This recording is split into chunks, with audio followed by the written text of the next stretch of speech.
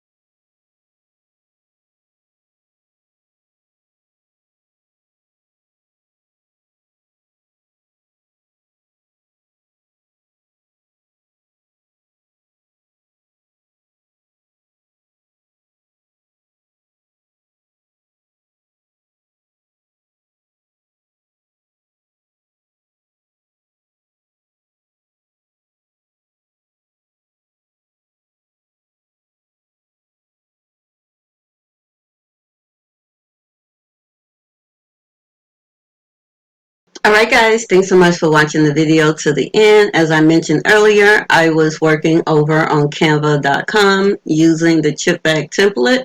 You can find the links in the description box down below. And so thank you all for watching the video till the end. If you head on over to my website, hangingwiththekiddos.com, you can grab this free TikTok chip bag template today only. Today is Friday, August the 7th. So if you're watching this video after Friday, this may be still available, but it may not be available as a free download. So head on over today to grab this freebie. Thanks so much for watching. Please subscribe if you haven't subscribed already, and make sure you hit that notification bell. See you next time.